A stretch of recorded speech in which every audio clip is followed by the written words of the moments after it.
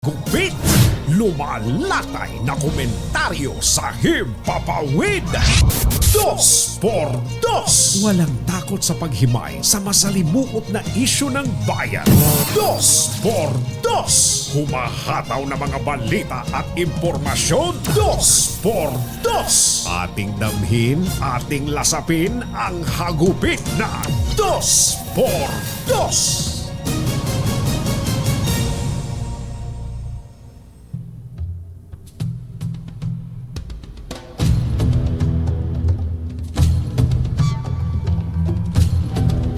Muling lumutang ang grupong PIRMA o People's Initiative for Reform, Modernization and Action na nagsusulong ng charter change at ngayon ay tinuturong nasa likod ng paid advertisement na lumabas sa ilang TV stations noong Martes ng gabi.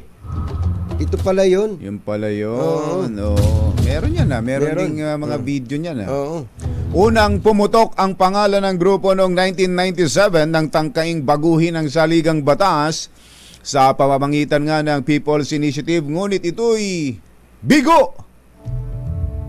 Paulit-ulit na napanood sa telebisyon ang paid advertisement na naglalayong i-discredit ang 1987 Constitution at lumabas ito sa kainitan ng issue na ginagamit umano ang ilang ahensya ng pamahalaan at LGU upang mangalap ng mga lagda para sa mga pro-chacha petitions sa buong bansa.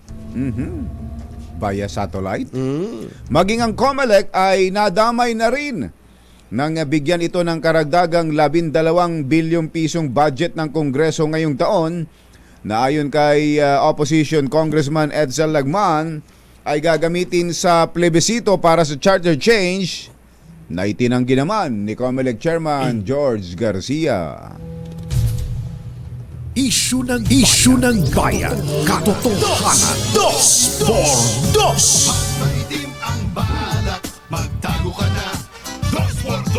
Si Jerry at si Anthony, narito na. 2x2. Hahataw ng todo, urado ka. 2x2. Ang katotohanan, dala nila. 2x2. Walang sinasamba pale, maniwala ka. 2x2. Hataw ng husto, tol, umasa ka. 2x2.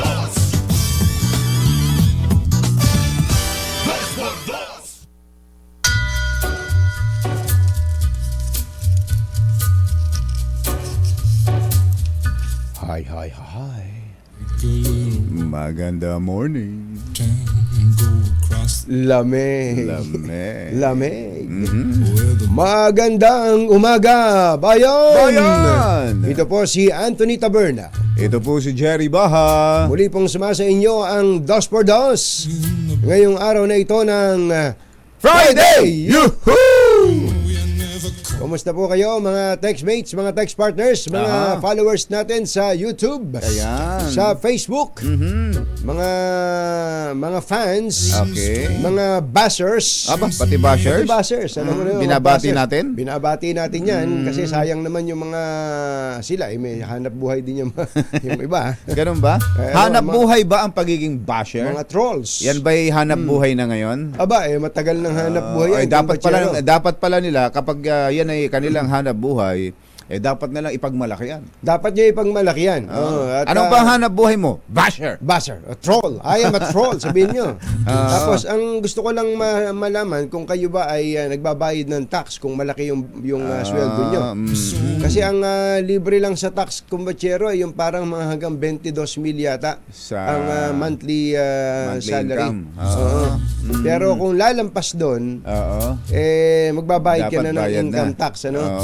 Tsaka yung kung ikaw ay individual basher lang na kumikita, pero kung kayo ay isang kumpanya na magamat hindi kayo pumapasok sa isang opisina at kayo pero nasa mga bahay lang, pero kayo ay grupo, halimbawa ay mga 20, 50 mga basher. Pwede namang hindi lang basher, pwede namang kapag pro naman, ano ang ibig sabihin nun? Meron kasing kumbachero Likers. Kaya Likers. kaya troll ang mas ang tawag sa kanila troll. Meron kasing black trolling. Ibig sabihin yung Bashing. Wala kang ginawa. As in, hindi na nag-iisip. Pag kami nakita negative. Negative. yan. Lalo na kung ang target Pinipili- ay isang halimbawa isang grupo Celebrity o ayan. politiko. Ayan, ang target. Pero meron din naman na ang sila ay magiging active para naman suportahan itong isang ang tawag naman doon, ito. kumbachero, ay white trolls. White. White. White trolls. ha? Ang gagawin naman doon ay puro positive lang. Halimbawa ay nag-post si congressman. Oo. Asa ko, magaling talaga yung si congressman. Yan, si Yung project na yan, congressman. maganda yan. Oo.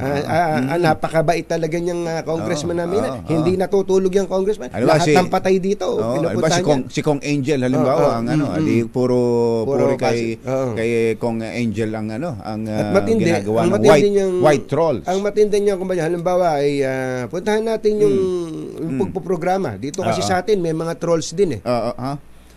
Sa pagpoprograma natin, halimbawa ay may dinidiscuss tayo na wari baga ang tingin nila, kinakampihan natin yung isang kalaban nila. Yung kalaban nila. Halimbawa, itong charter change. Halimbawa, charter change. Mainit nga ngayon. Ang dinidiscuss natin halimbawa ito naman konstitusyon na to, hindi naman talaga perfecto to. Itong dalawang to pro tambaluslos to Ayan. Titirahin anong kanyan, ng mga ayan, kukuyugin ka na. Kukuyugin ka. Ngayon, pagka kinukuyog black ka trolls naman yun. ng black trolls, biglang papasok ngayon halimbawa yung mga pro Chacha naman. Chacha. Pupugin. Hindi, tama yan, dalawang yan. Tama yan. Ang galing ng dalawang yan eh. Ayun naman, para Ganun para pala, iibabaw ngayon, di ba, ang dami, tuloy-tuloy yan, lalo kung live broadcast, kumbachero. Tuloy-tuloy yan, hanggang matatabunan na yung mga black trolls. So, unahan sila dun sa ilalim. Pagalingan. Kaya black trolls and white trolls, congratulations sa inyo dahil meron kayong hanap buhay. Kaya nang pag tinanong kayo ng PSA o Philippine Statistics Authority, sabihin nyo, may trabaho kayo. Hindi yung nakakasama pa kayo sa mga jobless. Hindi yung kayo nagsasabing wala kayong trabaho. Ipagmalaki nyo. Ako'y Pilipino. Ako'y may trabaho. Ano trabaho mo? Basher. Ang ino kong buhay ito. Kumusta po ang mga... napanood niyo ba yung advertisement na ito? Meron ba tayo? Ito.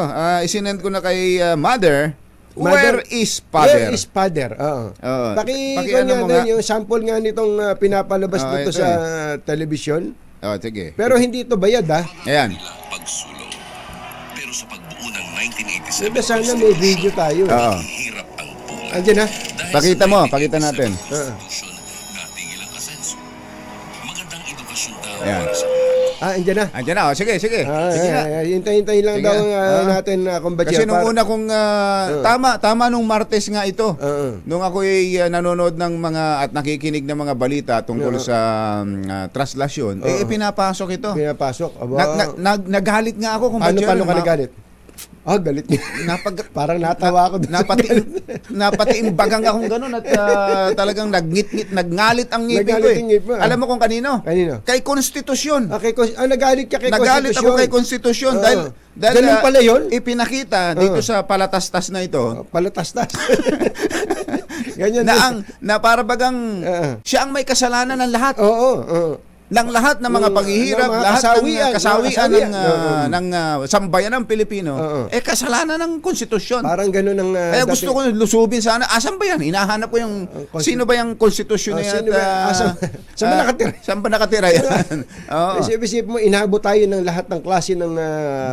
Dahil sa konstitusyon Pagka narinig mo yung... Pag narinig at napanood po ninyo. Ito po. Panoorin po ninyo, mga kaibigan. Narito po. Pangako nila pagsulong. Pero sa pagbuo ng 1987 Constitution, paghihirap ang bunga. Dahil sa 1987 Constitution, natigil ang asenso. Magandang edukasyon daw para sa lahat. Pero pangako nanigas. Ang pagpasok ng edukasyong de kalidad, ipinagbawal. Masaganang agrikultura daw para sa lahat. Ngunit pangako na pako. Ang pinayaman ng konstitusyon, mamamakyaw at negosyante. hindi magsasaka. Malusog na ekonomiya daw para sa lahat. Pero pangako na hinto. Monopolya ang naghari. Land ownership ng foreign investors ipinagbawal. Panahon na para gumanaw. Panahon na para ayusin, itama ang hindi patas na 1987 Constitution. Gawing saligang patas ang saligang batas. Aging ito Ay ay hatid sa inyo, Nino. hindi po bayad na Hindi balita po ito. bayad Ayan, na, hindi po yan yan bayad. po yung, Ipinakita lang namin sa inyo Oo. kung ano itong bayad na advertisement na palatastas na tuloy-tuloy kaya yan na ipinalalabas sa iba't ibang mga telebisyon. Maaari kasi ang headline ngayon ng ano yan ng halimbawa ng Philippine Daily Inquirer Oo. ay narito po at Pirma is back. Pirma is back, Chacha Drive on air. O ibig sabihin, meron ng advertisement on ground. Ayun, Meron ng meron mga na rin. yung pinabalita nga na nagkakapirmahan na sa ground. Oo. Ayan, lumabas ho yung kayo, ano say ninyo doon sa palatastas na yan? Na para bagang ang dating konstitusyon ang may sala ng lahat ng kasawian at kapinsalaan ng bayan. Ako, nakikinig ako nung tinatalakay mong mag-isa kahapon. Yung tungkol dito sa konstitusyon natin. Na ang konstitusyon natin ay hindi naman perpekto. Ewan ko, kung merong tatayo dito, sasabihin, hindi, perpekto yan. Perpekto yan konstitusyon Hindi, yan. yun sigurong mga ayaw magkaroon ng pagbabago sa saligang batas. Baka yun ang paniniwala nila. Ewan ko, baka nga pati mismo yung framers ng konstitusyon natin ay naniniwala na hindi perfecto ang konstitusyon. Dahil madalian yan eh. Yan po ay konstitusyon na binalangkas noong 1986 Constitutional Convention na puro naman, alam mo naman kung sino ang bumubuo sa mga miyembro ng CONCO na yon, kumbachero, na napagtibay sa isang plebisito noong 1987. Kaya nga gagastos tayo. May election dyan eh. Di ba? May election para i-ratify ng sambayanan. May gastos talaga. May gastos talaga dyan. So, ang ibig natin sabihin, kumbachero, bari nung panahong yon, ang direksyon ng mga framers ng konstitusyon natin, putulin ang pang-aabuso. Di ba? Ang unang tinira dyan yung re-election. Re-election. Dahil dati-rati, meron tayong re-election ng presidente. Para matiyak na after one term, wala na, hindi na pwede ang isang sitting president. Yun ang isa. Kumbaga, meron talaga silang tinutumbok na malaking pagbabago dahil gusto nilang itakwil yung style ni dating Pangulong Ferdinand Marcos. At mukhang lahat ng ginawa nga ni Ferdinand Marcos Senior, gusto nilang mawala sa pamamagitan ng 1987 Constitution. Kaya lang, tama, dinig na dinig ko sinabi mo kailangan ng ating konstitusyon ay nakaagapay, nakaakma sa panahon. Nagbabago kasi ang panahon natin. At kahit naman dun sa ibang mga bansa, ang konstitusyon... Sa amin sa Amerika. Sa inyo, sa amin din yun. Sa atin, sa Amerika. Hindi ba't binabago din ang konstitusyon? Makailang beses na. Tama Ilang beses na. Dahil talaga tayo naman magmamagaling na hindi! Yan lang yan. Parang kaya lang, kumpachero, ang dito lang sa palatastas, masyado namang parang namang durog. Yun, tama ka doon, kumpachero. Para bagang wala nang tamang ginawa ang konstitusyon sa buhay natin. Hindi ba pwedeng yung taong nagpatupad ng mga batas na yun ang sisihin naman ninyo? Mismo. At hindi yung mismong konstitusyon. Para kasing hinihikayat nung paid advertisement na yun na kasoklaman natin si konstitusyon. At punitin sabay-sabay natin punitin ang konstitusyon. Parang ganoon ang dating eh. Hindi, baka kung meron mang nasa likod nitong kung sino man tong nasa likod ng advertisement na ito, wala namang ganunan. Wag namang ganon. Sobra namang durog yan doon sa konstitusyon. Yun lang nakalagay sa ating konstitusyon na dapat ay pinakamalaki ang budget ng Department of ng Edukasyon. Tama yun. Tama yun. Mali ba yun? Tama yun. Tama. Ano pa mga tama sa konstitusyon? Tama sa konstitusyon na magkaroon talaga ng term limit. Ako Oo. naniniwala ako dapat may term limit. Dapat may term limit Dapat talaga. may term limit. Pero yung ang gusto nilang baguhin ngayon, siguro, yung may mga nagpapanukala. Every 3 years ba, may election tayo dapat? Oo. Yun, isa yung dapat na pag-usapan at hanggang ilang term. Kalimutan na natin yung sinasabing, hindi, kwan lang tayo, economic provision lang tayo. Oo. Nako, wag na. Wag na kayo plastikan. Wag na tayong maglokohan. Baguhin na. Kung may babaguhin, talaga namang maraming dapat na ayusin sa ating saligang batas. Pagsabay-sabayin na yan. Isahan na lang. Isahang lakad na lang. Saka gagastos ka din lang kumbatsero. Halimbawa, ang pamamaraan ng pagbabago sa konstitusyon ay sa pamamagitan ng ito, People's Initiative na ginagawa. Ikaw ka na ba yan? Paliwanag nga ninyo sa amin, ano ba ibig sabihin? Ipipresenta niyo na ba sa tao, ito na yung babaguhin? Hindi. Magtatala kaya, may deliberasyon pa ng matagal yan. Ang tanong, sino ba ang magbabago? Ayun na nga, kaya nga. Itanong nga natin kay COMELEC Chairman George Garcia yan. Total 12 billion pala yung nadagdag sa budget nila. Wow, ayun. Chairman. Kaya hindi mo man napansin, ting magpapa-interview sa atin si Chairman, nakabarong. Aba. Chairman. Siyempre, may additional ka pa ng 12 billion. Wala kayong kakibukibo dyan, ha? Kibukibo. At para daw sa tchatcha pala yan, ha? Sige nga, marinig natin kung anong paliwanag dyan ni Chairman George Garcia. Oo, tama ka doon, kumbatsero. Sa ulitin natin, mga kababayan, ang konstitusyon, bagamat maaaring hindi perfecto, pero hindi niya kasalanan ng lahat. Hindi naman. Hindi niya kasalanan ng lahat. Walang ganunan. Nangaano ka. Kaya nga nung ipadala sa akin itong kopya ng palatastas na to, hindi ko senior yan. Ganun. Hindi ko senior yan. Kaya pala. So, ang laki ng kabalan. Ang laki ng dun sa... Mother? Hindi ko senior yan. Akala nila lahat ng pinapadala sa ayos, share namin. No? Hindi.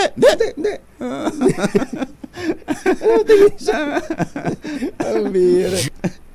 Jerry Baja at Anthony Taberna sa 2x2 sa DZRH.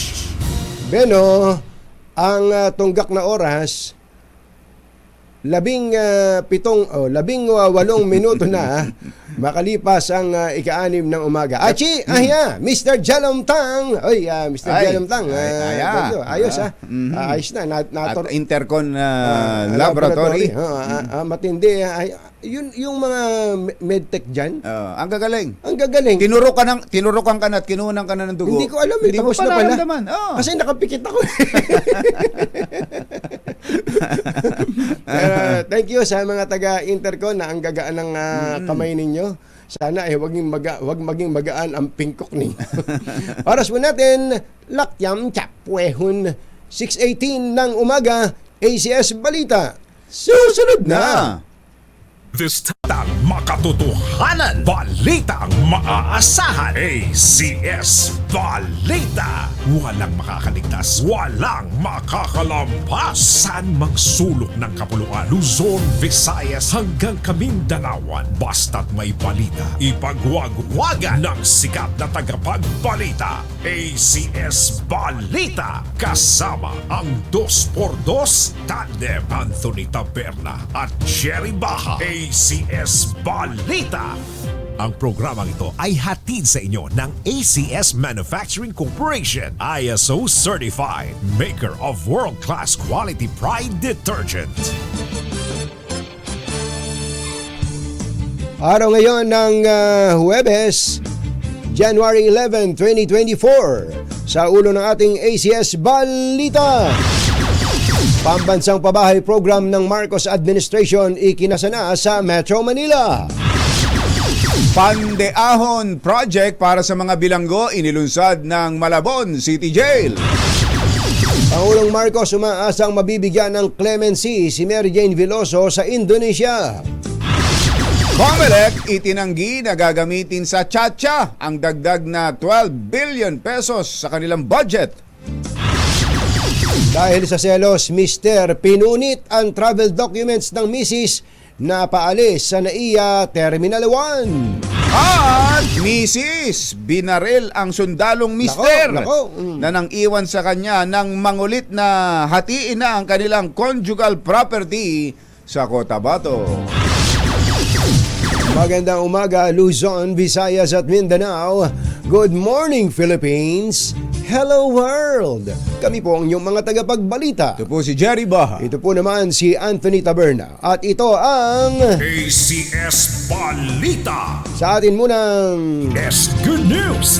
55 proyektong pabahay katumbas ng 170,000 units ang itatayo sa iba't ibang bahagi ng Metro Manila para maging disenteng tahanan ng mga informal settler families. Ito ang napagkasunduan sa pulong ng Department of Human Settlement and Urban Development o DSUD kasama ang MMDA, DILG at Metro Manila Council. Batay sa kasunduan, ang mga alkalde sa NCR ang bahala sa pagtukoy sa mga nakatenggang lupa o idle lands. Naku, dami nito. Para sa housing program at gagamiting temporary shelters ng mga ISF habang hindi pa nakukumpleto ang proyekto. Ang mga LGU rin ang gagawa ng inventaryo ng mga pamilyang informal settler sa kanilang mga nasasakupan lugar at sa mga open space na pag-aari ng pamahalaan na pagtatayuan ng proyektong pabahay ng Marcos Administration. Ito yung sabi nga dito nagsusunog ng kilay si Secretary Jerry Acosar, kumbachero. Totoo yan. Ay, wala na yatang ibang napapanaginipan si Secretary Acosar kundi itong proyektong pabahay na ito. Sana magkaroon ng katuparan bago man lang matapos ang Marcos Administration. At yan ang pinakamaganda, yung 'di ba nung kailan ba yun? Yung may gumuhong itinatayong structure yung sa creek. Oo, di ba sinabi sila ay ililipat sa napakalayong probinsya kung saan-saan. Dito ho sa ilalim ng programang ito ngayon, in-city housing. Housing. Dito rin, dito na sa Metro Manila, itatayo ang mga pabahay na yan. Samantala, inulunsad naman ng Malabon City Jail ang Pandiahon Project para sa mga preso. Hango ito sa Malabon Ahon Program ng lokal na pamahalaan at layong bigyan ng kabuhayan ng mga PDL habang nakabilanggo ang mga ito. Ang mga itinitindang tinapay ng City Jail ay gawa ng mga presong sumailalim sa pagsasanay mula sa Department of Science and Technology. Ayon sa Malabon LGU, ang kikitain sa proyekto ay malaking tulong para sa pamilya ng mga bilanggo. Ayan, yan pala itsura ng Pandiahon. Patingin nga ulit, patingin nga. Ayan, parang may konting asukal yata. Hindi ba nung araw, asukal lang, saka mantikilya, ayos na. Ayos na. Ito, Pandiahon. Naalala ko tuloy kung nakalaban ng pandikoko yan. Oo, siyempre. Naalala mo kung batsero na, kung bida pa tayo dyan sa Bilibid. Oo, sa Muntinlupa. Muntinlupa, nung panahon ni General Gaudencio. Gaudencio Pangilinan. Boy G. Pangilinan. Kagodeng. Parang si Kagodeng Pangilinan. Ano? Yung ibang mga preso doon, alam mo ba, paring Ray, ibang mga preso doon, may magagaling na mga pastry chef, pastry chef. Gumawa sila ng cake, yung caramel cake. Inuwi ko sa bahay. Yung produkto nila. Hindi maniwala yung misis ko na hindi sa Estrels galing yun Akala niya Estrels, kumbachero. Akala niya Estrels. Yung pala galing sa Bilibid. Mga Bilibid ang tumitira nung... Kasarap, sa sarap. Sa sarap. Mas masarap pa nga yata sa Estrels Kaya tama lang na yung mga... Yun naman kasing pagkukulong sa mga nagkasala. Hindi naman yan basta lang para parusahan Ang tawag yan reformation di ba? Dyan sa Bilibid nagkasala, pero itong sa Malabon hindi pa nagkasala hindi yan. Hindi pa mga convicted ito. Sino mayor ng Malabon? Mayor Ginny. Si Mayor Ginny. Mayor Ginny Sandoval. Proyekto pala nila itong Pandiahon program. At tamang-tama panghanda ito sa birthday ninyo, Mayor. Mayor, happy birthday po, Mayor. Magbe-birthday si Mayor sa Linggo. Aba. January 14, advance. Happy birthday. Ayan, advance happy birthday, Mayor Jeannie. 2 araw siyang ahead sa birthday mo, kumbachero. Sinabi mo talaga. Oo, kahapon sinabi ko yan. Oo nga. Sabi ko, namimili ka na ng mga repolyo, carrots, panghanda sa kanyang birthday. Ayan. Then natutuwa tayo sa mga ganitong klase ng proyekto, no? Kasi nagmumukmuk lamang ang mga nakabilanggo kahit na mga detainees pa lang sila Na lalo tuloy napapaisip gumawa ng krimen. Oo, Nasa loob pa lang, nagpaplano na ng gagawing krimen sa labas para mabuhay. Tama. Ito, Oo.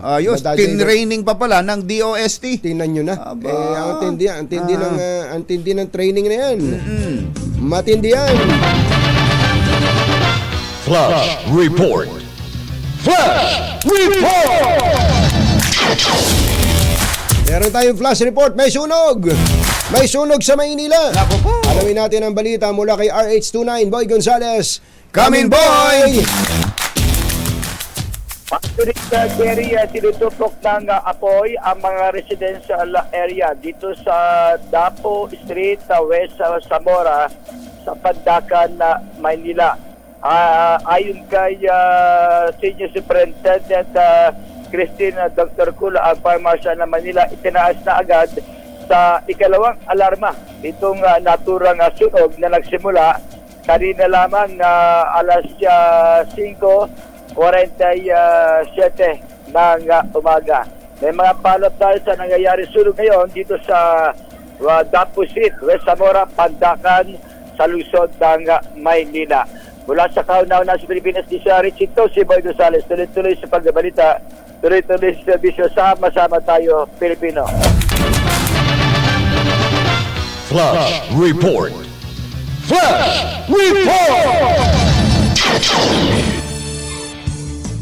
Alas 6:31 na ng umaga, balik-balita tayo, kumpiyansa. Thank you, boy. Kumpiyansa si Pangulong Bongbong Marcos na mabibigyan ng clemency ang convicted drug mule sa Indonesia na si Mary Jane Veloso.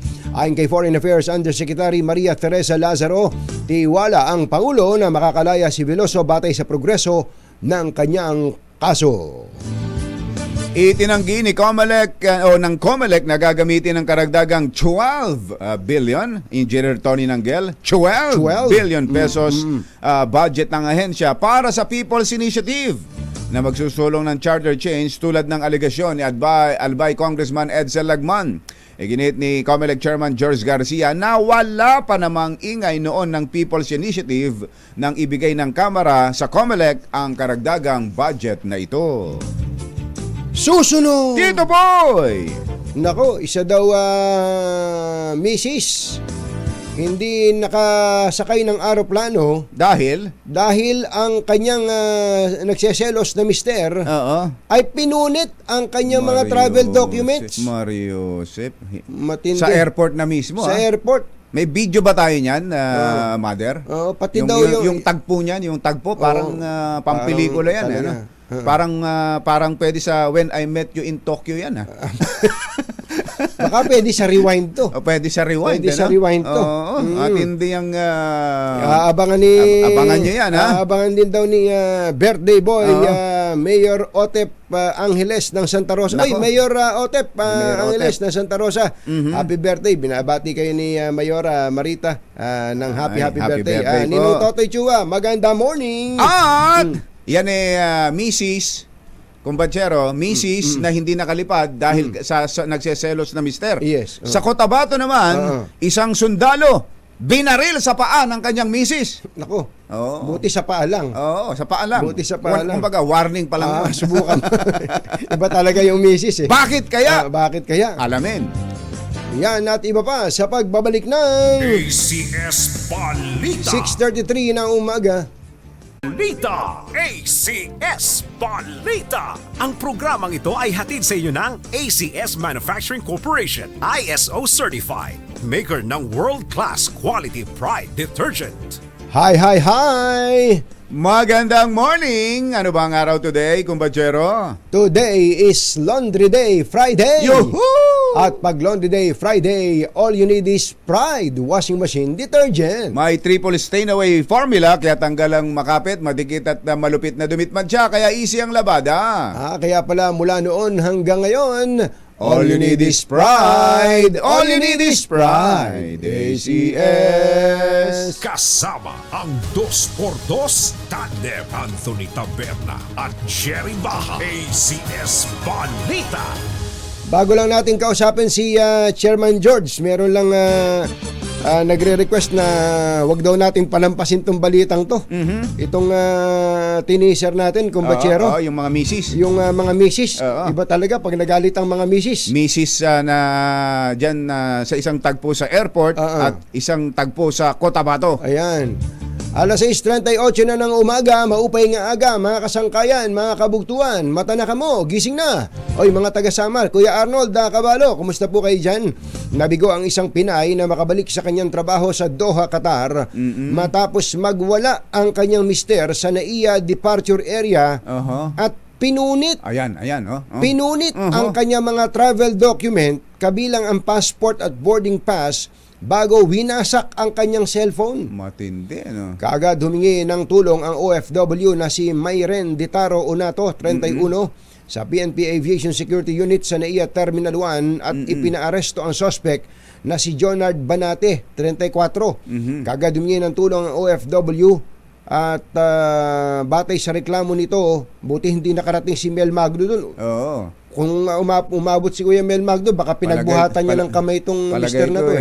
Binitbit niya yan sa kwelyo at iniangat sa lupa. Oo, alam mo naman, laking tao ni Kuya Mel. Kaya nasa Terminal 3 daw siya. Batay sa reklamo ni Unato, Tubong Roa City, palagi siyang inaabuso at sinasaktan ng asawa tuwing ito ay malalasing dahil sa matinding selos. Napilitan naman ng airline staff na kunin ang bagahe ng nasabing OFW dahil naka-check-in na ito bago pa man pinunit ng mister ang kanyang travel documents. Nasa check-in counter Hindi, na? nasa labas pa kung batsero eh. Pero ba't naka-check-in na yung bagahe? Naka-online check-in pero yung bagahe hindi pa naka-check-in. Nako, paano yun, ano? Kaya nga hindi paano yung ticket nun? Wala na. Baka naman pwedeng paraan ng airline yan. Baka pwede namang ayusin ng airline kapag naayos na itong ano passport bang airline niya. To? Nabanggit ba kung anong airline? Sana kung palto, kayo na bahala dyan, mga taga-Philippine Airlines. Tulungan na natin, lalo pat OFW yan. Yes. Samantala, dyan naman sa Cotabato, sugatan ng isang sundalo matapos barilin sa paa ng kanyang misis dahil sa hatian ng kanilang conjugal property. Ito ay dyan sa Barangay Giling, Alamada, Cotabato. Kulong na ang suspect na si Edna Miranda Uandasan at naharap ngayon sa kasong parricide. Naku. Na isinampa ng kanyang mister na si Sergeant John Harvey Uandasan. Ba't parricide? Ba't parricide nga? Sugat, kakala ko sugatan lang. Saka nakapagsampa pa nga ng kaso yung... Teka muna, bakit parricide to? Oo nga. Lumabas sa investigasyon na may... attempted. Baka attempted lang ito, cases, ano? Nakapagsampa ng kaso yung biktima na. Lumabas sa investigasyon na may kinakasama ng iba ang sundalo at iniwan na niya si Edna sa kanilang bahay na pareho nilang ipinundar. Pero kamakailan ay binisita ng sundalo ang kanyang misis at hiniling na hatiin na nila ang bahay na labis namang ikinagalit ng misis. Ayun, hahatiin yung bahay. Paano yung kumbachero? Kapag yung kasi conjugal property nila yon, hahatiin ng bahay. Si mister may isasama ng iba. Kaya nagngalit si misis. Siguro. Dala ng emosyon sa kanilang pagtatalo. Kinuha ni Edna ang baril ng kanyang mister na sundalo at ipinutok sa kanya. Buti hindi sa kwan ipinutok. Sa paa. Hindi, buti nga doon sa... Baka sa paa, mas mababa. Kung naitaas ng konti yun, Naku po. tapos ang kinabukasan ni Sargento. Panginoon kong buhay ito. Kasama ang 2x2 tandem Anthony Taberna at Jerry Baja. ACS Balita. Eto na. Kausapin na natin ang Paldo. Paldo. Tatahi-tahimik paldo pala. Paldo ka pala, chairman, ha? Meron ka palang additional magkano? 12 billion. Engineer Tony Nanggel, 12 billion? Biram pati. So, Mr. Chairman George Garcia, magandang morning!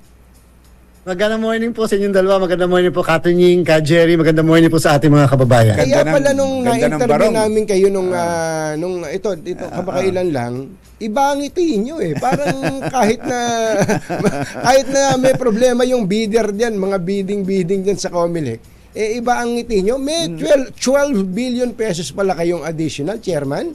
Hindi nyo man lang Wala sabi kayo sa sa akin. Kibo-kibo? Alam niyo po, Katunying, Ka Jerry, hindi namin talaga po alam dahil remember po nung mag-defend kami ng budget, ako po yung na-interview niyo rin yun eh. Opo. Kami po yung binawasan ng 17.4 billion at tayo nagmamakaawa noon sa Kongreso at saka sa ating Senado na baka pwedeng maibalik.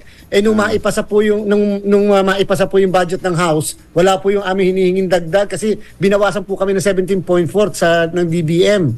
Pagkatapos po, noong pong nasa Senate, nagmamakaawa rin tayo, baka pwede ma-reinstate. Wala na rin po. So, nawalan po kami ng pag-asa. Buti na lang po, nung maiinak yung budget, na bigla pong may dadagdag kami ng, hindi po 12, almost 13 billion. Aba, mas malaki Pero pa po pala. nawala sa amin ay 17.4. Kaya nagpapasalamat nga po tayo sa ating Bicameral Conference Committee dahil kahit hindi naman kami humingi sa kanila, siguro po dahil na aming pakiusap sa House at saka sa Senate, kaya po naibigay sa amin yung dagdag na po na budget na yan. So BICAM na pala. Sa BICAM na. Bicam na.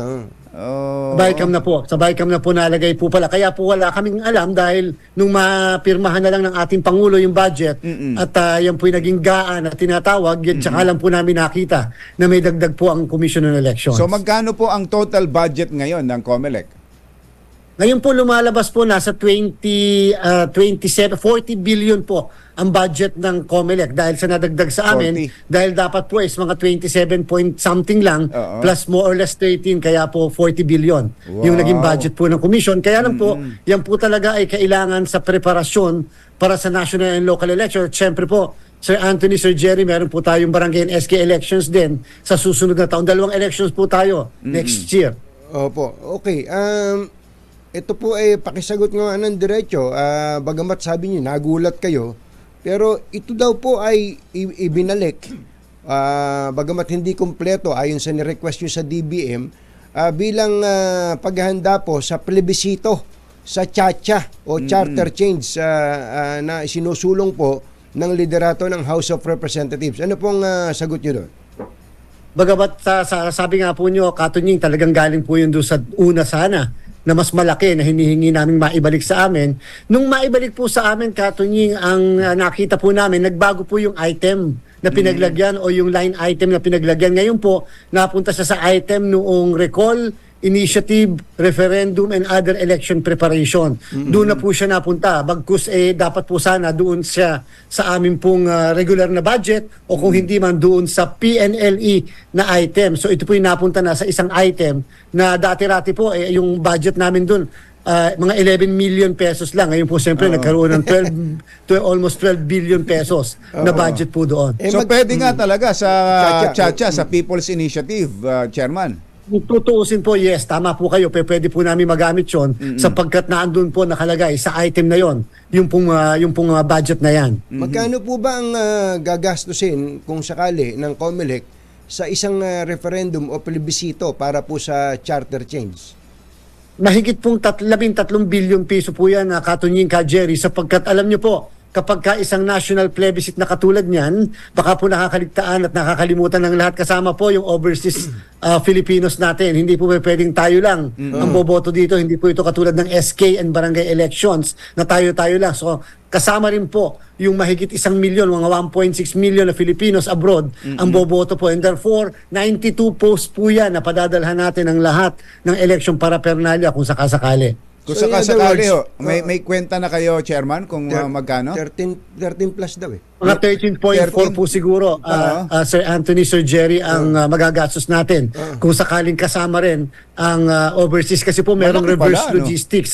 Ano po ibig sabihin po nun? Pag nagpadala tayo ng mga ballot boxes, pa nagagamitin sa mga embahada o konsulada, kasi po manual ang halalan pagka ganitong klaseng plebisito, dahil wala pa naman tayong mga makina. Pagkatapos po ito ibabalik muli dito sa atin sa Pilipinas, kaya po may reverse logistics. Yan po medyo mahal-mahal po ng konti yon. Oo nga, ano.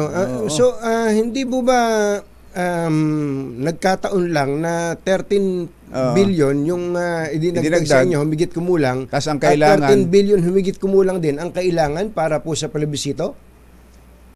Hindi po natin malaman, Sir Anthony, Sir Jerry, talaga yung reason para sa ganyang bagay. Basta po ang COMELEC, syempre, nakatanggap kami ng ganyang klaseng budget, and therefore, yan po ilalaan namin sa kung ano yung dapat na mga aktibidad, lalo na patungo po sa preparasyon sa national and local election. Bagamat siyempre po, baka maghihinala yung ilan at sasabihin, bakit eksakto naman ng mga 13 billion? Pero again po, 17.4 billion po dapat po yung aming hinihintay na maibalik sa amin. Okay. Apuntahan naman po natin yung pagkolekta ng pirma. Ano po ba papel ng COMELEC doon?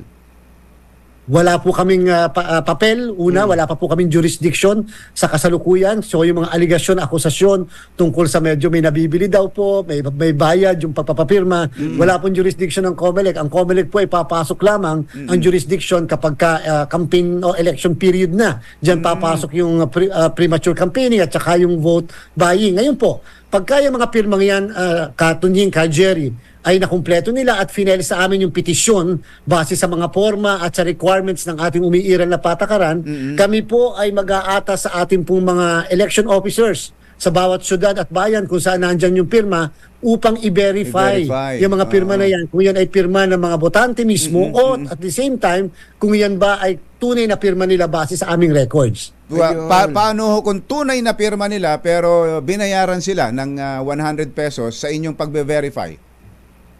Pwede po silang magsama ng reklamo doon sa aming local COMELEC kapag po bine-verify na nila at dapat mapatunayan na sadyang yan naman pong pirma na kinuha nila ay hindi naman bukal sa loob ng ating pong mga kababayan na nakuhanan po ng pirma. Pero sa ngayon Chairman, sa ngayong may mga aligasyon na ganito na may mga nagpapapirma na at kapalit ng 100 pesos, hindi pa kayo pwedeng kumilos?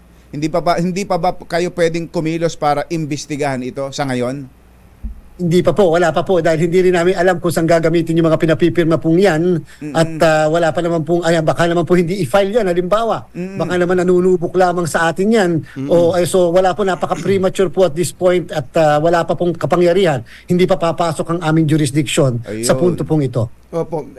I-educate nyo nga po kami sa proseso tungkol sa People's Initiative, Chairman. Ano po ba ang gaano kadaming pirma ba kailangan? At kung halimbawa, dumating na sa punto na verify na mga pirma nga ito ng ating mga registered voters, ano po susunod na proseso? Katunying, ang sabi po ng ating saligang batas, tatlong paraan ang pagpapabago ng ating saligang batas o yung pagsususog ng pagbabago. Ang pangatlo po dyan ay yung tinatawag na People's Initiative. Ang mga tao mismo ang magpepetisyon upang magkaroon ng pagsususog ng pagbabago sa ating saligang batas. Ang sabi po ng saligang batas, dapat 3% bawat legislative district. So kung meron po tayong 253 legislative district, isa lang dyan ang hindi makakuha ng 3%. Wala na po yung petition na yan. So dapat lahat makakuha ng 3% bawat legislative district at dapat sa buong Pilipinas ay 12% ng buong registered voters natin ang nakapirma doon sa kanilang petisyon. So kung tayo po, Katunying, Jerry, ay may 68 million na voters, so 12% po ng 68 million ang dapat na makuha na lagda para po sa isang People's Initiative.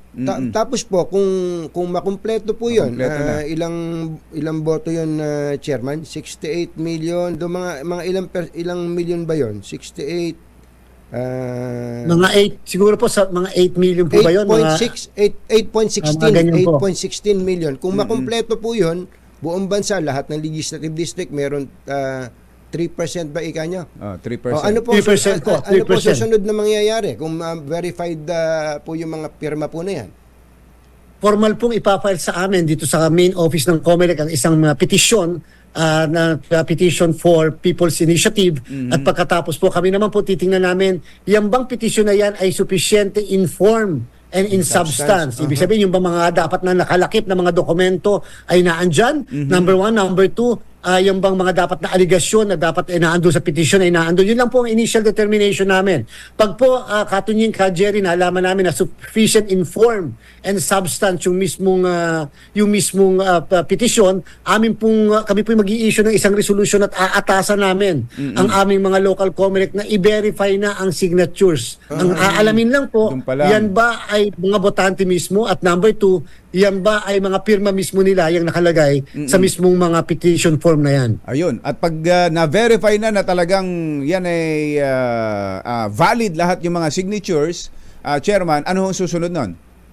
Ibabalik po sa amin yung sertifikasyon kung nakuha talaga yung 3% per legislative district at 12% sa buong Pilipinas. Okay. At pag po nakita yan, ay pwede po kami magpatawag na ng isa pong plebiscito, yes na. or no, kung pumapayag sila sa panukala na pinopropose na pagbabago ng saligang batas o isang parte ng ating pong saligang batas. Of course, wala po makakapigil sa isang mag-o-oppose o sa isang oppositor na questionin halimbawa yung unang determination namin na sabihin na sufficient in form and substance, pwede po yung madala sa kataas-taasang hukuman upang ma-question o kaya naman yung pangalawa na gagawin naming determination kung talaga nakuha ang 3% and 12%, wala po makakapigil din na pumunta sa Korte Suprema. So ibig sabihin po, madami namang avenue. Halimbawa, yung sa palagay nila ay hindi nararapat yung gagawin ng mga na-petition na yan. In other words po, Chairman, yung po palang petition na yon, dapat nakalagay na doon yung specific provision ng konstitusyon Na na babaguhin at kung ano yung magiging itsura ng bagong konstitusyon. Ganun po ba? Tama po, Sir Anthony, Sir Jerry. At dapat po doon sa mismong signature form, nandun mismo yung provision na binabago nila, pinopropose nilang Ayun. ibabaguhin upang alam dapat ng mga mamamayan na yung pinipirmahan nila ay yung palang form sa pagsususog ng pagbabago at alam nila na yun ang pinopropose nila in a language na naiintindihan po Yun. ng ating mga So, kababayan. Napakaganda nung So, hindi lang- paliwanag yun na yan. No? Hindi lang pala tanong na gusto mo bang baguhin ang konstitusyon? Yes or no? Hindi ganun. Hindi lang pala ganon. Kailangan Hindi po. detalyado na kung ano yung mga dapat baguhin.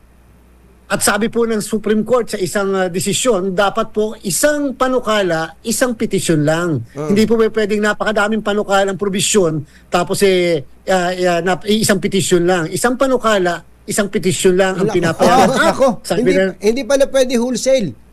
Hindi hindi pala. po pwedeng wholesale. Teka. Pagka po wholesale, yan po ay revision and therefore pagka po revision, ay dapat talaga dyan constitutional convention. Ganon. Paano ho sa economic provisions? Sa economic provisions pa lang, ang dami na hong provisions na dapat baguhin, Chairman. Tama po yan. Kaya po dapat isang section lang, isang petisyon. At sabi pa mo ng ating saligang batas din na kung halimbawa nagkaroon ng pagbabago sa isang seksyon, ang susunod ay hindi pa pwedeng hihigit ng dapat mga 5 years ang susunod na pagsususog ng pagbabago. Hindi yung every Mario month Joseph. ay nagsususog na ng pagbabago. Patay. Naku, buti na lang po at pinaliwanag niyo yan, Mr. Chairman. So kung maraming dapat na baguhin sa ating saligang batas, hindi pala People's Initiative ang tamang paraan, Chairman. Kapag po overhaul ng ating saligang batas ang tinatawag, ang talaga pong pinakamaayos at pinakamaganda ay either po Constitutional Convention o yung tinatawag na Constituent Assembly. Ayun, Chairman. Napakagaling ng paliwanag niyo Chairman, sa amin alam ngayon. niyo yung libreng lecture niyo ngayon sa ating mga kababayan. Sa palagay ko sulit yung 13 billion niyo. Sulit. At hindi na ho kami paparte. Hindi na kami paparte ron. Ito ang mangyayari nito. Wag na po kayong papalag. Wag niyo nang papalagan. Baka mabawi pa. alam niyo po, Chairman, itong explanation niyo ngayon, tingin ko ay dapat maintindihan ng mga nagsusulong Oo. ng overhaul ng konstitusyon. Alam kaya nila ito dahil sa mga narinig doon lang sa advertisement, Chairman Oo. na inilabas nila sa yung mga paid advertisement na lumabas parang napakasama ng konstitusyon natin eh. Oo. Parang napakasama at napakaraming dapat baguhin. Tama kayo, overhaul. Kung gano'n ang titingnan natin, overhaul yung gusto nila, Oo. hindi pala pwede Hindi. sa People's Initiative. Lilitaw ganun, ano, Chairman? Tama po. Talagang kalimitan po pa Constitutional Convention kapag babaguhin mo, napakadami mong babaguhin. Napakadaming dapat adjust sa ating saligang batas. Kalimitan po nagpapatawag ng Constitutional Convention. Chairman, yung 13 billion, pagpatayo nyo na lang ng building ng COMELEC. Totoo po yan. Talaga pong sobra-sobra po yung pagka nagkataon sa aming pong building. Kaya lang po, ang pinaghahandaan po natin talaga, Katunying, Ka Jerry, at yung po sana ang focus ng mga kababayan natin. Yung pong national and local election ng 2025. Alam nyo po, wag po tayo masyado ma-divert ang attention doon sa mga bagay-bagay na wala pa naman. Doon po tayo mag-focus doon sa paghahanda. Crucial po ang 2025 election. Automated po yan. At the same time, first time po, muli, after several years, sabay po yung eleksyon ng national and local at may barangay po after 5 months lang. May barangay and SK elections. Chairman, kaya lang, ano pala nangyari doon sa kwan? Isa na lang, ha? Last na lang at mag-aalas 7 na.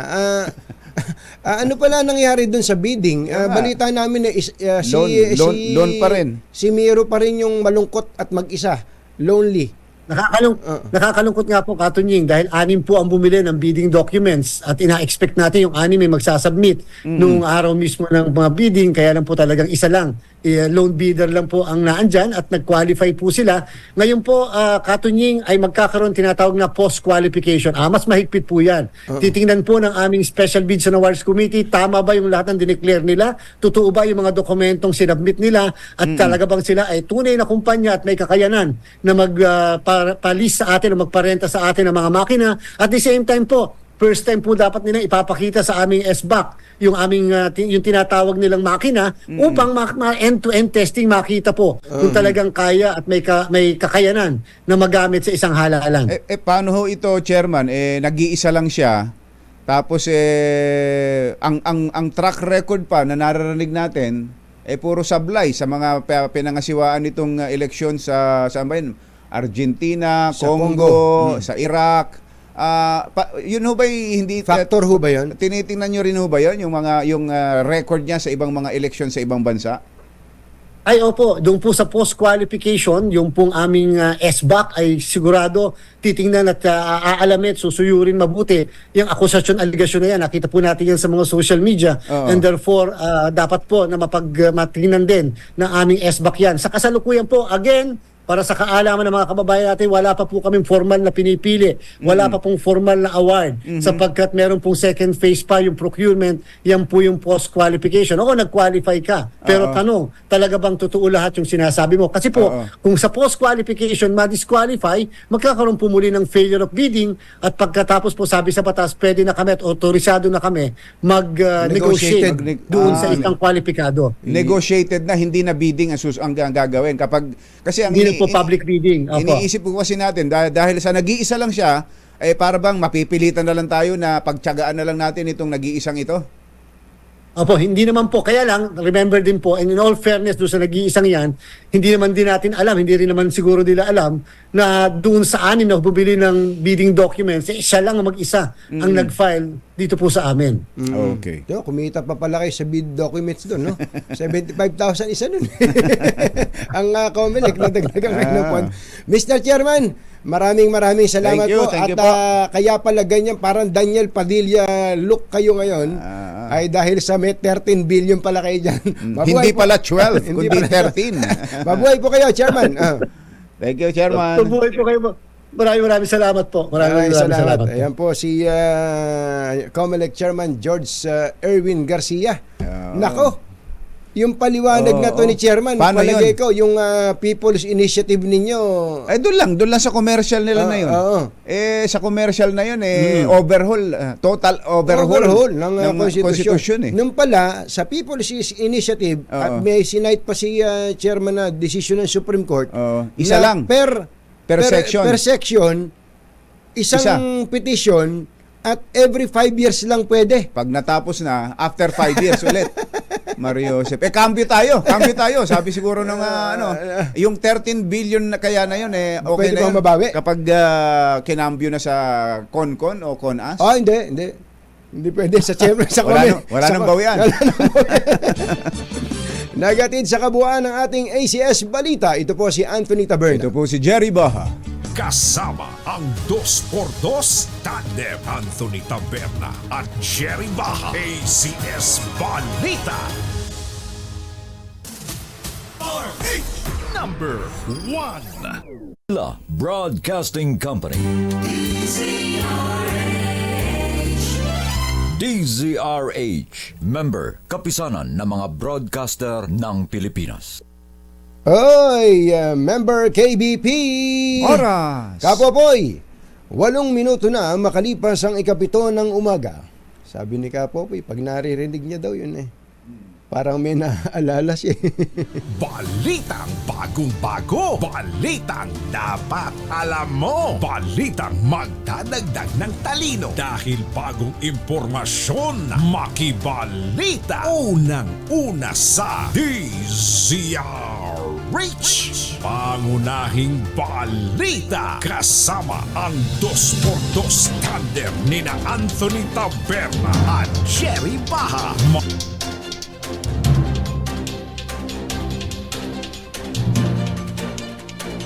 Sa ulo ng ating mga pangunahing balita, 69 years old na fashion designer sasabak sa Miss Universe Philippines. O ba? Ang gulong suicide, tinitingnan ng pulisya sa kaso ng graduating student na natagpuang patay sa Quezon City. Gastro outbreak idineklara sa Baguio City. Kampanya para sa Chacha idinaan na sa TV ads. At ano sabi ni Chairman kanina? Overhaul ng konstitusyon, hindi pwede sa People's Initiative. Congressman Pulong Duterte umalma sa 2 bilyong pisong tinanggal na budget sa kanyang distrito. At singil ng Meralco tataas ngayong buwan. Magandang umaga, Luzon, Visayas at Mindanao. Good morning, Philippines. Hello, world. Kami po ang inyong mga tagapagbalita. Ito po si Jerry Baha. Ito po naman si Anthony Taberna. At ito ang Pangunahing balita. alas 7:11 ng umaga. Isang 69 years old na fashion designer ang nakasama sa 15 official candidates sa Miss Universe Philippines Quezon City pageant. Ito ay si Jocelyn Cobales na sumali sa nasabing beauty contest. Makaraang alisin ng Miss Universe Organization ang limitasyon sa edad. Siya ba yan? Siya yan.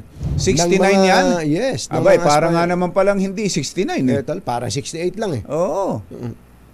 Pwede nga 67 lang Parang 67, no? Tingnan niyo naman yan, Inalis kasi kung batsero ng Miss Universe Organization ang limitasyon sa edad ng mga aspiring candidate nung 1 taon. Naniniwala si Jocelyn na maraming matututunan sa kanyang mga karanasan sa buhay ang younger generation. Itinakda sa Feb 5 ang Coronation Night ng Miss Universe Philippines Quezon City. Ayon sa mister ni Jocelyn na si Mark Cobales, isang singer-actor, sumali sa patimpalak ang nakapangkagandahan ang kanyang misis dahil gusto nitong magbigay ng inspirasyon sa ibang kababaihan na ituloy lang ang kanilang hilig para makamit ang kanilang pangarap. Iniimbestigahan na ng pulisya kung suicide o kung may foul play sa pagkamatay ng isang graduating student sa Quezon City. Nakabalot ng supot ang ulo at mukha ng matagpuan ng kanyang roommate ang bangkay ng 23 anyos na si Gerard Matthew Agbulos Burnos. Ayon sa QCPD, nakita ng kanyang roommate na nakahandusay sa sahig ang biktima. Nakabalot sa garbage bag ang ulot mukha nito na may tubong nakakonekta sa tangke ng gasol. Mario Josep. Walang nakitang anumang sugat sa katawan ang 4th year college student ang mga otoridad. Nagdeklara ng gastroenteritis outbreak si Baguio City Mayor Benjamin Magalong. Ito yung matapos sumipa sa mahigit 1,700 ang kaso nito. 218 sa mga establishmento at 80 sa mga kabahayan ang apektado. Bukod dito may napaulat na rin na kaso sa mga kalapit na lugar sa Itogon at Tuba, Benguet. Sa panayam ng DZRH, sinabi ni Dr. Celia Brillantes, ang health officer ng Baguio City, na patuloy ang kanilang pagsisiyasat sa water sources sa kanilang lungsod. Medyo city-wide na po kasi ito. Medyo affected na kalat-kalat nga daw po talaga ang mga residente po natin at mga tourist po natin na naapektuhan. May mga na-admit po ng mga, especially mga bata po, para po maiwasan po na magkaroon ka ng severe dehydration sa ating mga hospitals. However, they're still gathering the number of cases being admitted at the different hospitals. Yan po ang tinig ni Dr. Celia Brillantes, ang health officer ng Baguio City. Alas 7:13 ang ating oras, lumabas sa iba't ibang telebisyon nitong Martes ang isang advertisement na nagsusulong ng pagbabago sa konstitusyon o charter change.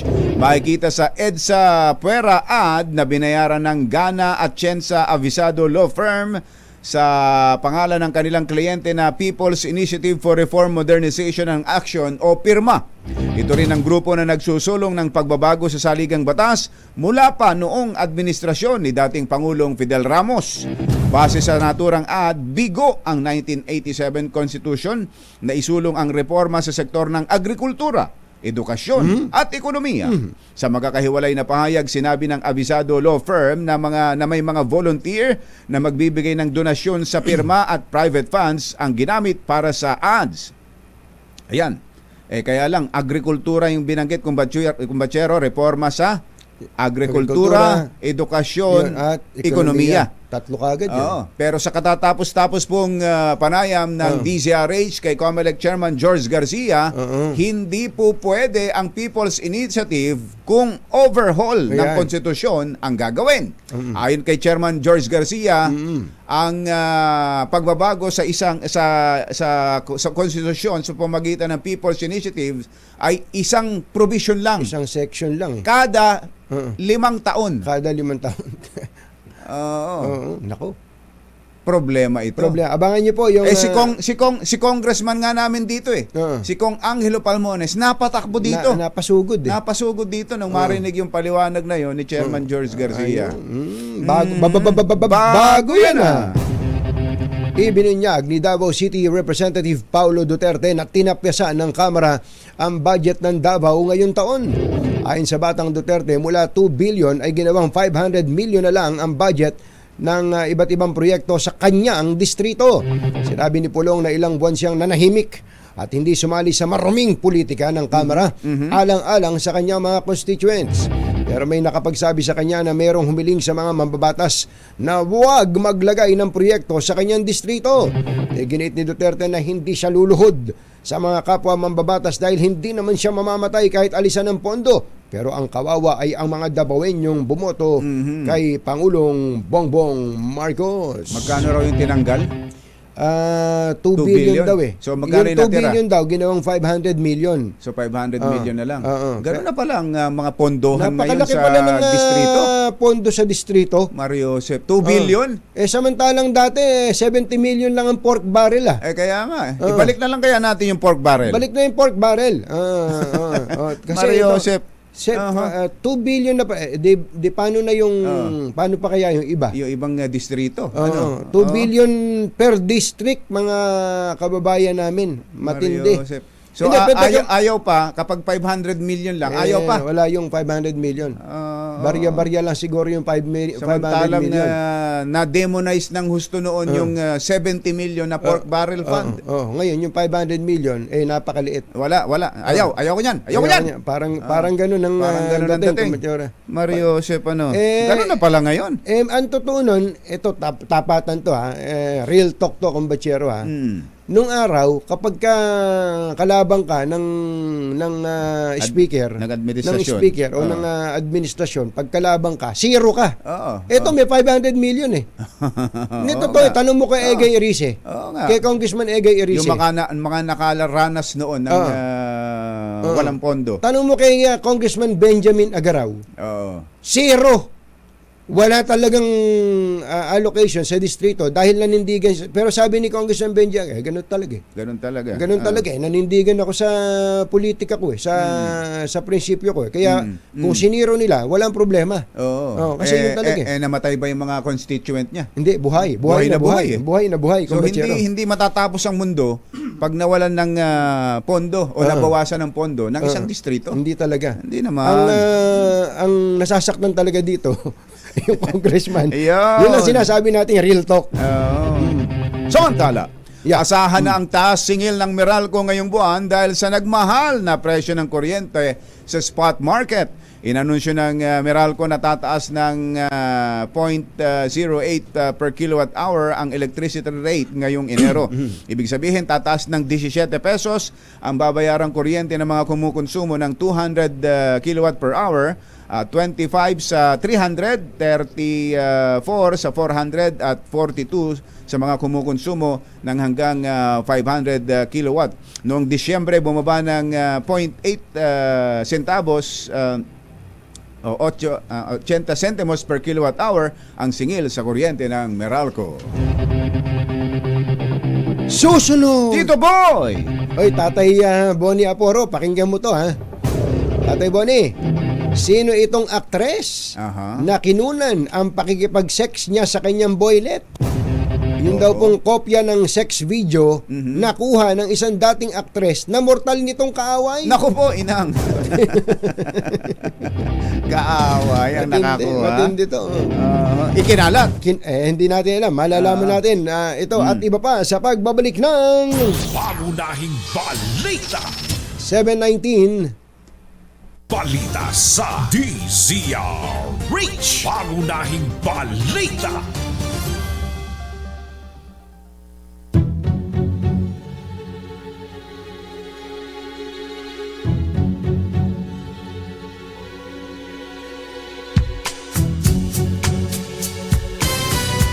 Alas 7:25 na ng umaga, sinimula na po ng Senado ang pag-iimbestiga sa malawakang power outage dyan po sa Panay Island, particularly sa lalawigan ng Iloilo at Guimaras.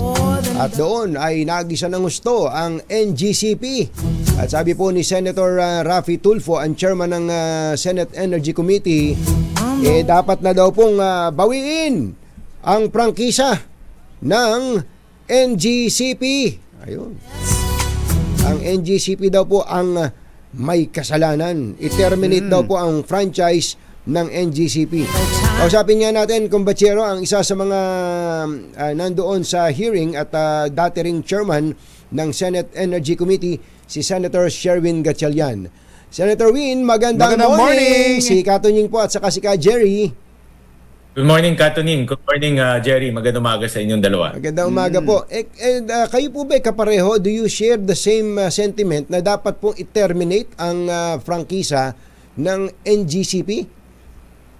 In my opinion, may grounds para i-terminate at ipagpatuloy yung pag-iimbestiga sa prangkisa ng NGCP. Bigyan ko kayo ng dalawang napakahalaga sa maraming mga dahilan o maraming mga grounds. Una-una, itong nangyari sa Panay, maiiwasan sana kung tapos na yung dalawang napakahalagang project na delayed na dahil sa NGCP. Ito yung Mindanao-Visayas Interconnection. Ang kuryente sa Mindanao, labis-labis mga 1,200 megawatts.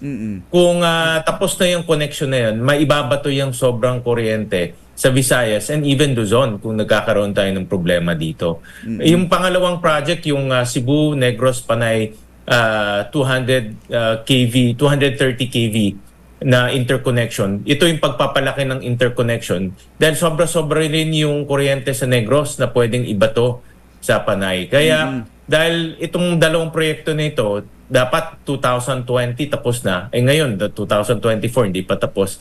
Hindi na iwasan ng aberya. At hindi lang ito, halos mga 51 projects ang delayed. At kaya tayo nagkakaroon ngayon ng aberya sa iba't ibang parte ng ating bansa. Opo.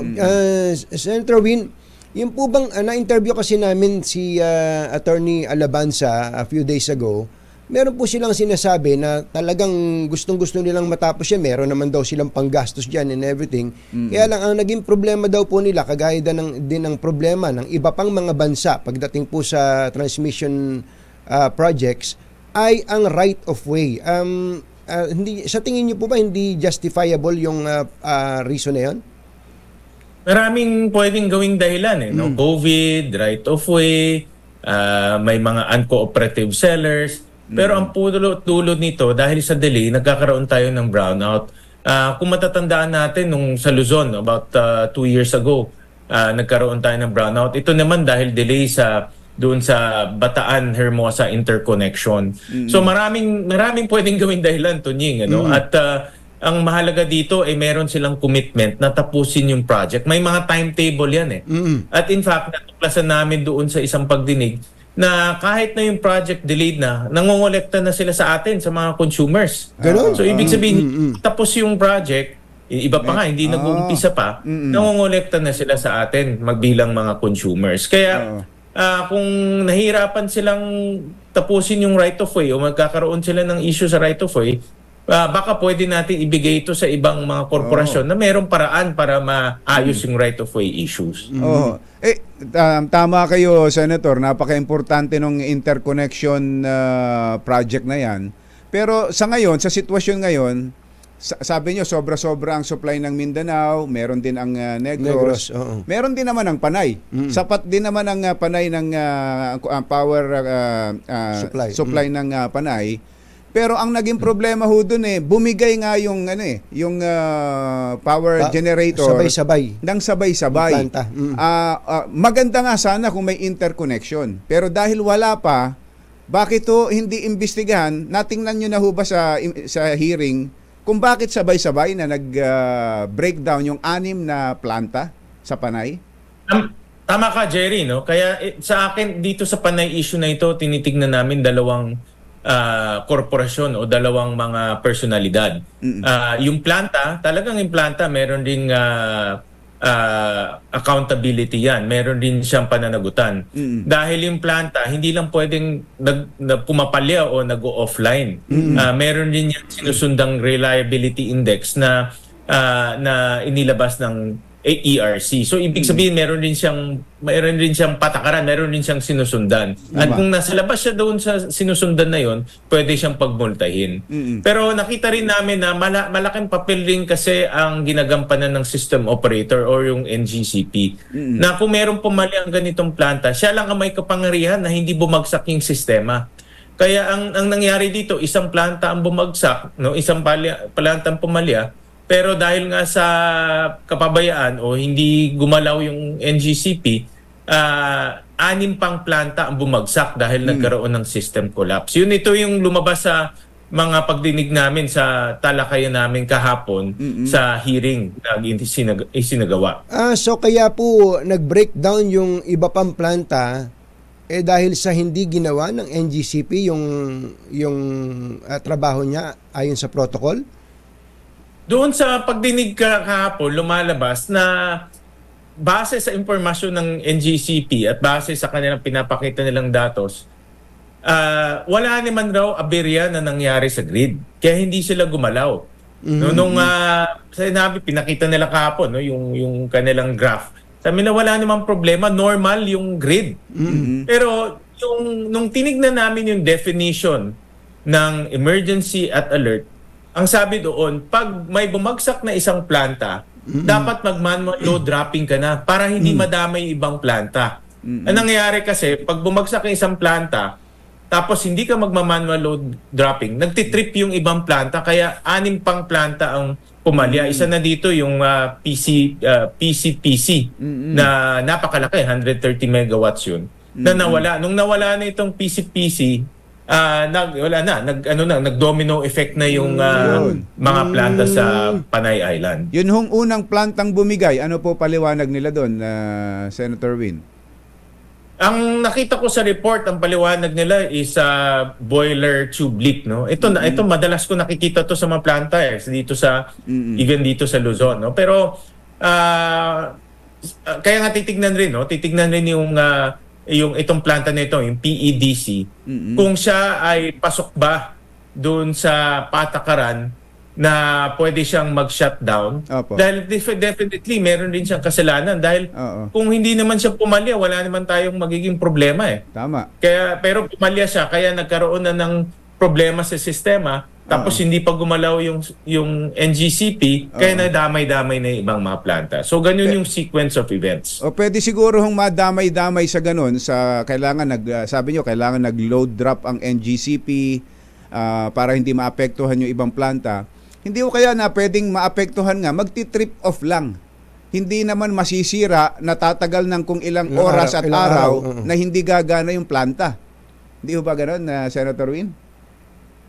Ang planta kasi may mga circuit breakers sila eh, no? So pag nakita ng planta na yung grid unstable na, nagsha-shutdown sila para hindi masira yung planta. So ganun yung sinisimplihan ko lang, no?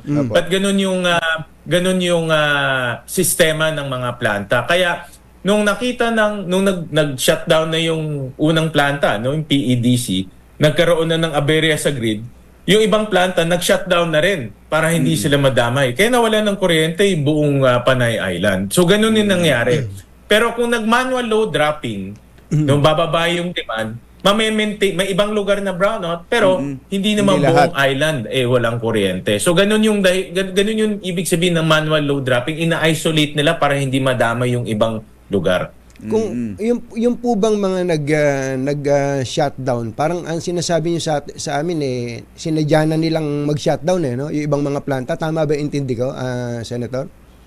Parang gano'n, no? Sinadya na nilang- Technically, Opo. parang gano'n. May ibang nagsadya, may ibang nag-trip, tulad po ng PCPC na nag-trip, no?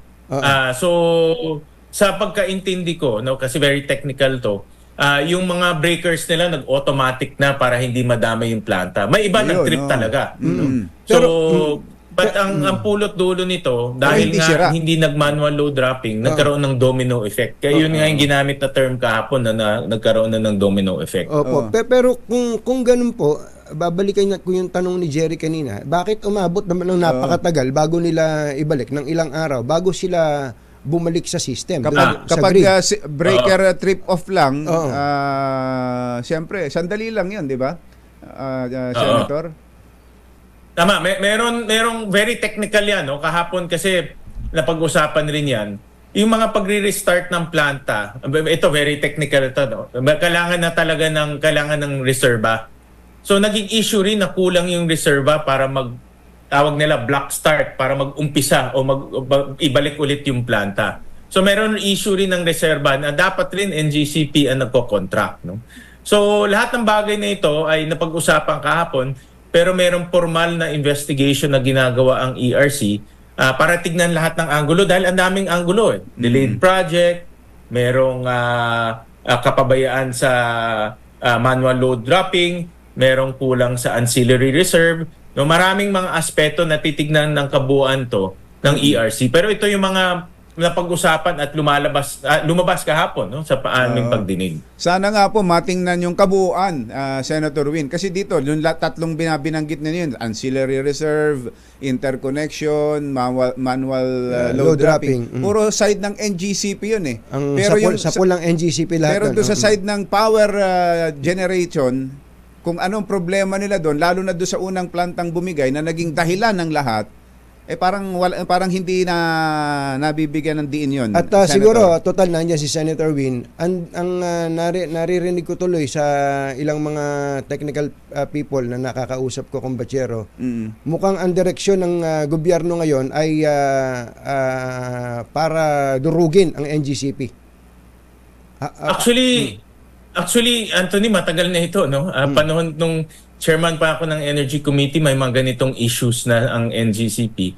Ang NGCP kasi monopolya yan eh. Wala tayong choice kung baga bumili sa kanya ng kuryente. Kahit hindi maganda yung kanyang serbisyo, kahit na may problema, wala tayong choice. At nationwide yan. Hindi kagaya ng Meralco, pupunta ka lang ng Cebu, iba na ang utility. Ito nationwide talaga. Kaya napakahigpit yung mga standards at patakaran na sinusundan at nag-i-issue ng franchise. Dahil ang franchise isang pribilehiyo yan eh. At binibigyan ka ng pribilehiyo na patakbuhin yung ating national grid dahil nga monopolya yan. So kung ang direksyon ho ba ay hatiin na ang franchise ng NGCP? Wala namang ganun na usapan. No? Very technical rin yan at dapat mapag-aralan mabuti dahil meron ding mga ganyang paghahati, may pros and cons yan, no? At may technicalities rin. Pero wala namang ganun sa pag-uusapan. Ako, ang importante lang dito, ma-review yung performance.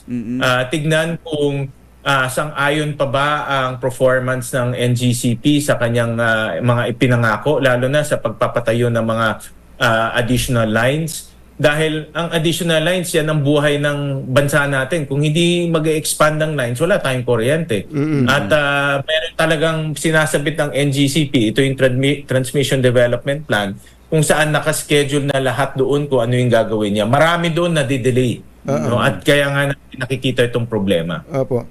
Okay, ang sabi po, ito, and I quote, yung sabi ni Senator Raffy Tulfo as the chairman of the Committee on Energy, maraming lapses to think na pangalawang beses na to, kaya ang sabi ko, this should be grounds para ma-terminate ang prangkisa nitong NGCP. Ay mga tirada ni Senator Raffy Tulfo. Okay, assuming na ma-terminate ang franchise ng NGCP kung talagang ganun ang direksyon, ano mangyayari sa ating energy sector? Anthony, hindi pwedeng padalos-dalos rin yung transition. No? Napakahalaga ang transition. Tama ka, Anthony. Ito ay malaking operasyon to from Luzon, Visayas, and Mindanao. Kung ganun ang direksyon at talagang mabigat ang grounds, no? Na i-terminate yung prangkisa, at kailangan talaga mayroon transition plan yan. Ako nga, sabi ko nga, na ilang taon ko na rin tinitignan to at mabigat yung grounds para i-terminate. Yung delayed projects lang, napakabigat na yan. At pero hindi rin pwedeng i-terminate yung franchise at tomorrow may bago na. Ito dapat mapag-aralan rin mabuti yung transition period. At kung kukuha tayo ng bagong system operator, dapat mas magaling. Dapat mas talagang masasabi natin magbibigay sa atin ng mas magandang serbisyo. Meron na bang nagsa-sound off o nag-o-offer na mga negosyante na gustong maging system operator kapalit ng kasalukuyang NGCP? Wala naman akong personally, wala akong naririnig, Anthony, no? Kung meron may interesado dito sa transmission operation. Wala naman ako naririnig sa ganyan. Sa ngayon, basta ang gusto lang natin, wag na maulit to. In the meantime, wag maulit. Yun ang, habang nandyan ng NGCP, ang importante, wag na maulit. No? Dahil kahapon nga, si Governor Defensor, si Governor Nava, si Mayor Treñas, talagang dismayado at galit na galit dahil ang Iloilo kasi parang Metro Manila na yan napakaunlad na yan at imagine nyo halos 3 to 4 days wala silang kuryente. Ang dami talagang naapektuhan 2 billion nga daw ang hindi ito yung losses, kauna-unahan no? Noong 2023 no? Nagkaroon na ng ganito kaya pangalawang beses na itong nangyari. Okay. Senator Win Gatchalian, maraming salamat at magandang umaga po sa inyo. Maraming salamat, Anthony Jerry. Thank you. Thank you. Ayan, kailangan talaga pagtuunan. Kaya lang, ako naman kumbachero, ito personally, magandang statement yun Terminate yung kontrata na yan. Terminate ang prangkisa na yan. Maganda yun. Poging-pogi. Parang, nakita mo mga taga Iloilo pinagtanggol ko kayo to Pero yun nga ang tanong ko. Halimbawa lang halimbawa yung nasa likod na NGCP. Yung mga mga kanyan yung SM group yan 'Di ba? Saka yung may kapartner ng mga Chinese. From China. Sige. Ayoko na. Umaawi na. Kayo na nga, bahala dyan. Ano kaya mangyayari sa kung gano'n Kaya talagang hindi pwedeng padaskol-daskol dito ng statement Magaling lang, magandang pakinggan. Pero kaya nga ang tanong natin, kung sakali meron na bang nakaabang dyan? May naka-ready ba tayo? Naka-ready ba dyan? Na para baga kasing kinukuyog ng husto ang NGCP na ang lahat ng direksyon, lahat ng sisi, NGCP. Kung nagmula ang problema sa power plant, sa power generation, NGCP yung problema eh. Dahil kasi sa inyo eh. Kung may nag-trip off lang, halimbawa, nagpatay lang ng yung planta para hindi sila maapektuhan ng problema, ba't tumagal ng 3-4 na araw? Trip off lang pala. Kaya nga eh. Nakakapagtaka eh. Kaya nga, actually, kaya nga tinatanong ko ano ba ang direksyon ng gobyerno? Papalayasin na ba ang China investor diyan sa NGCP? Sabihin na nila. Diretsuhin na para hindi na tayo nanguhula.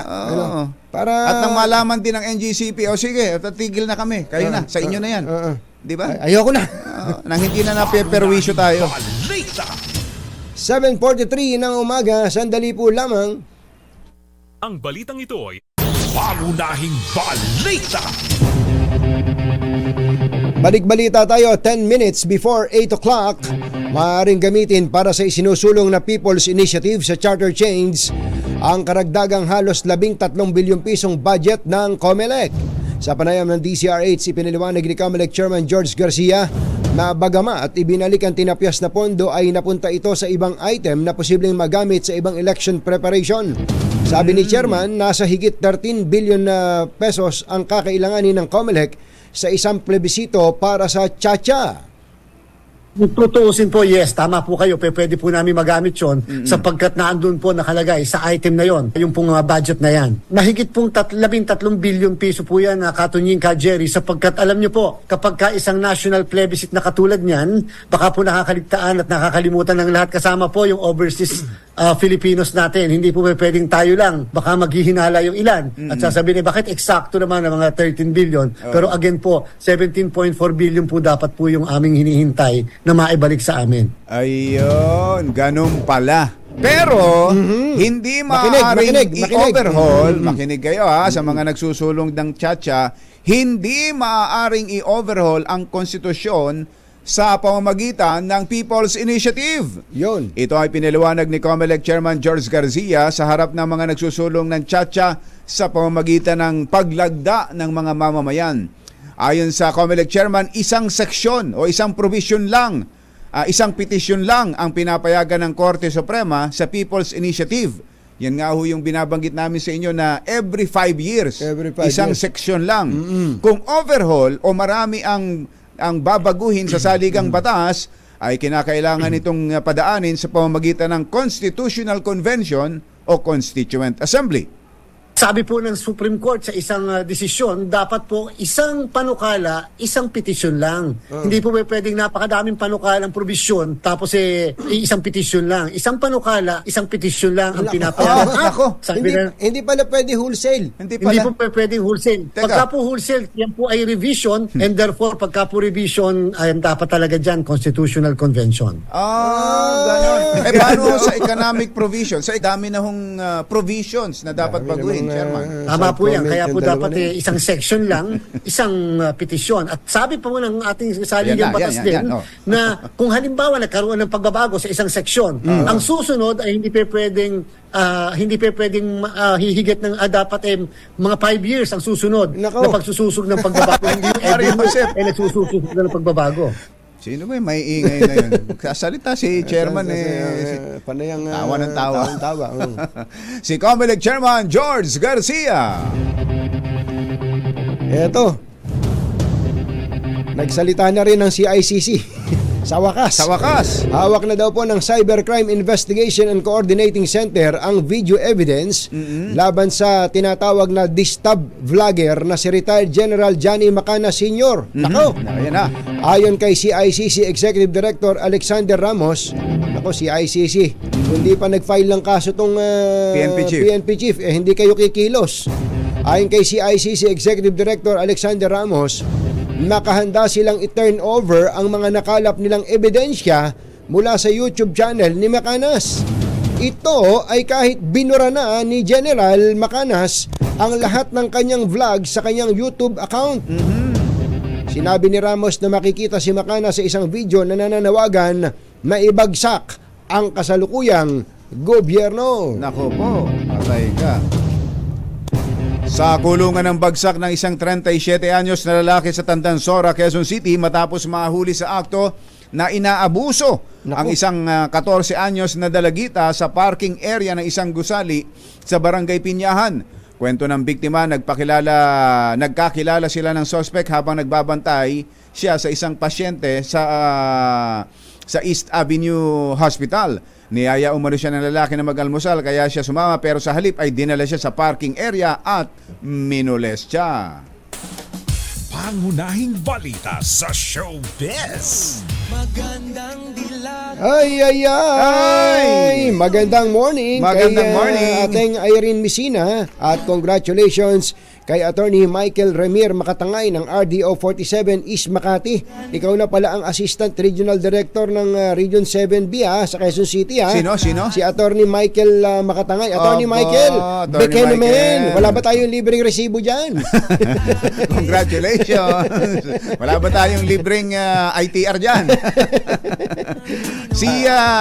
Itong dapat nating dinidigitan, kumbachero, si GM Alvin Feliciano ng National Housing Authority ay nagbe-birthday ngayon. Aba.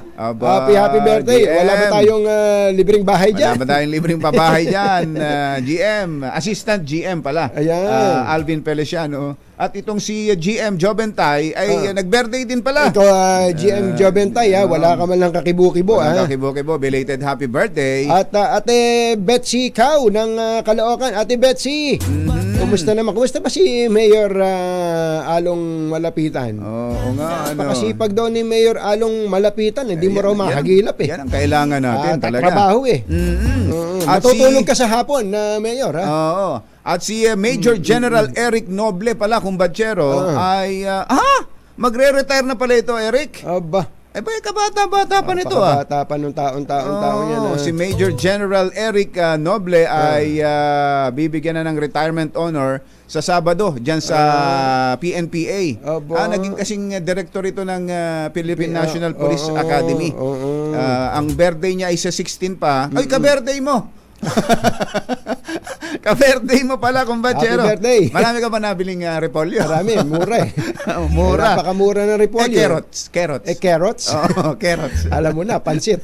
Pansit ang lakad natin. Ayan. Pansit ni Nanay Benny. Yun, General Eric Noble, congratulations and happy retirement. Binabati ka ng buong PMA Tanglaw Diwa Class of 1992. Ayan. Sa pangunguna ni Eric Dastas. Ayan. Mantochi, good morning Mantochi, at kay Aya Jelom Tang Chityam Gochap Lakhun. 4 na minuto na lang, alas 8 na ng umaga. Sino ba Tanghali tong na pala. actress na to? Sino nga ba yan? Nakinunan daw yung sarili habang nakikipag-sex. Siya mismo ang nag-video, hindi yung boylet, ha? Hindi siya mismo At yung video daw ay napunta sa kaaway Yun ng lang. dating actress. Yun lang. Alamin Sa nga- dinami-dami ba naman ng mapupuntahan ng video sa kaaway Sa pa? kaaway pa. Nako, Ano ba naman yan? alamin nga natin ang latest mula sa ating showbiz legend na si Marley Alinio. Maganda morning, Marley! Magandang morning Luzon, Visayas at Mindanao. At syempre pa sa dalawang guwapong napakabango. Tita Marley, Ah! kamag-anak mo ba yung magiging bagong chairman at administrator ng SBMA? Oo nga. Oo. Alinio apelido. Si Commodore. Pagkaganyan, kamag-anak ko yan. Gano'n ang sagot talaga. Ah, Si Commodore, ano ba, first name? Edward ba? Alinio. Basta Ah, Alinio Alinio. apelido. Pero Kamag-anak ko yan. Kwan daw tama, madalas ka dun sa yacht club sa yacht club sa Subic, ikaw ba yung nagyayati-yati doon lagi? Ayun, tama. Kamag-anak mo nga. Fake news yan. But anyway, ito ang trulala. Naloka as in super mega nabaliw ako dahil nakita ko mismo yung video na pa si Mariosep ako dito sa aktresa na ito na hindi na iginalang ang kanyang Napanood sarili. mo? Yes! Pasend nga. Gusto mo? Nang makita rin namin kung totoo. Totoo. Malalaman natin yan kung totoo. Alam mo ba, Oo. na siya pala mismo ang kumuha nito habang nakikipagtsorbahan Oo. siya doon sa lalaki. Oo. At ang nakakaloka nito, Day. Muntik na ako malaglag sa aking kinaupuan. Oo, bakit naman? Ang syongit. Ganon. Masyongit siya? Yung, Di, masyongit yung chorba chenis niya. Syongit. Oo. Nakakaloka dito, napunta pa doon yung kopya sa kaaway niya. Naku. Kaya humanda siya. Napakahirap naman ang nangyari na yan. intindi. Oo. Sino yung actress? Ano yan? Bata ba yan? Bata pa ba yan? Siguro mga kaedadan nyo, Ha? Nagpapa siya? 30 anyos? 35? mga 27. 28 naman. Hindi ko na bibigyan ng pangalan to, ng initial ha. Oo. clue. Clue na lang. Clue. Ang pangalan niya, may letter S sa kanyang pangalan. Ayan. S. May letter S sa kanyang pangalan. Yung nakakuha, yung kaaway niya, yung kaaway. Yung kaaway, naku, lalo namang bigay na bigay kapag sinabi ko kung sino tong kaaway na ito. Wag na lang. Basta. makaisip Friendship na lang ako ng mga nakikinig rito sa atin para... At anong banta nung kaaway? Abay, huwag siyang luluko-luko. Dahil or else. Ikakalat yung video. Hindi, malalaman ko lang na kung natotoo yan pag naipasa mo na kay kong batsero yan. Pasa mo. Pagka nakita ninyo, ano lang kayo kalmante lang. Kalma lang. Kalmante. Yan ang ating DZRH Showbiz Status News. Ito po ang inyong RH47, Morley Alinio. Tuloy-tuloy sa pagbabalita, tuloy-tuloy sa serbisyo. Sama-sama tayo, Pilipino! Babu! Ahoy! Ay, Mighty Bagayas. Yun daw palang misis, yung OFW na inaway ng mister sa airport, naka-check-in na raw pala yun kung batsero. Lumabas lang. Kasi nga may boarding pass na. At naka-check-in na yung bagahe. Lumabas lang. Dahil lang din yung... Oo nga, siguro. Akala magpapaalam lang. Yayakap lang at mag-goodbye kiss lang. Yung pala nako. wawasakin ng kanyang papeles. Ang tindi naman Kuya Benji Del Rosario, magandang morning. Kumusta ba si Kuya Ver? Kuya Boyet Del Rosario. Hindi na pala Boyet, ano? Kuya Ver Del Rosario. Bye! Happy weekend! Woo! Damdaming bayan! Susunod na! Sucking on chili dog, outside taste free.